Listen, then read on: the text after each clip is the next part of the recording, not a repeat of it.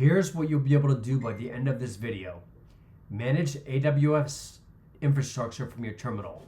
Launch instances, move files, check your identity using one pattern that works across every service. And you won't just watch me do it. I'll walk you through a free tier setup so you do it yourself on your own account at zero cost. Let's go. Before we start, let me be clear about what this is not. This is not about memorizing commands. You'll forget them. Everyone does. This is about learning the pattern so you can figure out any command for any of AWS's 200 plus services. That's the difference between someone who copy-pastes from Stack Overflow and someone who actually understands the tool. Here's the pattern. Every command follows the same structure. AWS, then the service, then the action, then your options. AWS EC2 describe instances, AWS S3 LS, AWS IAM get-user. 200 services, same syntax. Once you know the pattern, you don't need to memorize anything. You just need to know which services and what actions. And here's the thing people miss about the CLI. The console is training wheels. Every button you click in the GUI maps to a CLI command underneath. When you learn the CLI, you're learning what AWS actually does. And because it's command line, you can chain operations into scripts. Repeatable, audible, no human error. Getting set up is fast. Download the installer from aws.amazon.com/CLI. There are packages for Windows, Mac, and Linux. Once it's installed, run AWS configure. You'll enter 4 things: your access key ID, your secret access key, your default region, and your preferred output format. That's all the configuration you need. Credentials go to //.aws credentials, period. Config goes to //.aws/config. And if you work with multiple AWS accounts, which you will in any real job, you create name profiles. AWS configure -profile dev gives you a separate list of credentials you can switch between with a flag. No logging in and out. This is where the CLI becomes powerful.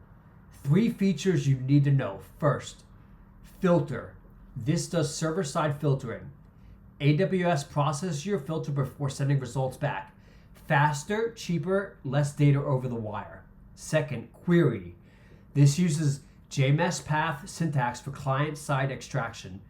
Think of it like SQL for API responses. You pull exactly the fields you need out of complex JSON. Third, and this is the one people skip and regret, dry run. It checks your permissions and syntax without actually executing anything. Always test with dry run first. I'll say that again. Always test with dry run first. It's your safety net. Let me give you a practical short list. For EC2, describe instances is how you see what's running. Start and stop control the lifecycle. Run instances, launch new ones with your AMI type, key pair, and security group. For S3, LS, CP, sync, and presign are your daily tools. Sync is the workhorse for bulk operations. Presign generates time-limited URLs so you can share objects without making them public. And before you do anything, run AWS STS get caller identity. It tells you who AWS thinks you are. If your auth is wrong, everything else will fail. Check first. Now we are going to put this into practice. No lab environment needed. No cost. Just your laptop and an AWS free tier account. I'm going to walk you through 3 steps, and by the end, you'll have operated real AWS infrastructure from your terminal. Step 1. If you don't have an AWS account, go to aws.amazon.com/free and sign up. A credit card is required, but everything we're doing today stays inside the free tier. Once you're in, go to IAM and create a dedicated user. Never use your root account for daily work. That's not a suggestion, it's a rule. Give the user programmatic access. Attach the administrator access policy. That's fine for learning. You'll lock it down in production. And download the access key CSV. Then enable MFA on both your root account and your IAM user. Security first, even on a throwaway account. Step 2, install the CLI. Then open a terminal and run AWS version to confirm. You should see AWS-CLI/2.xx. Then run AWS configure. Enter your access key, secret key, set region to US East 1, output format to JSON. Now test it. AWS STS get caller identity. If your IAM user ARN comes back, you're authenticated. If it doesn't, your keys are wrong. Go back and re-enter them. Don't move on until this works. Step 3, and this is the payoff. Create an S3 bucket. AWS S3 MB S3 :/ my first bucket 1, 2, 3, 4, 5. Add random numbers because bucket names are globally unique. Upload a file with AWS S3 CP. List the contents with AWS S3 LS.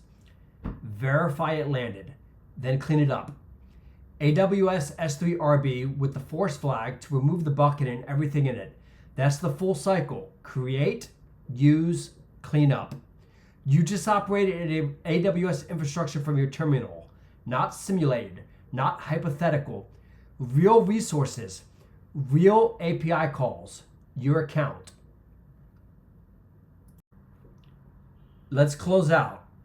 Here's what you could do now that you couldn't 15 minutes ago. You can install and configure the AWS CLI on any machine. You can write commands for any of 200 plus services using one pattern. You can filter and query API responses to get exactly the data you need. You can test safely with dry run before executing anything. And you've set up a free tier account and operated real infrastructure yourself. Next up is episode 02B, Systems Manager. That's where we'll start SSHing into servers and start managing fleets. I'll see you there.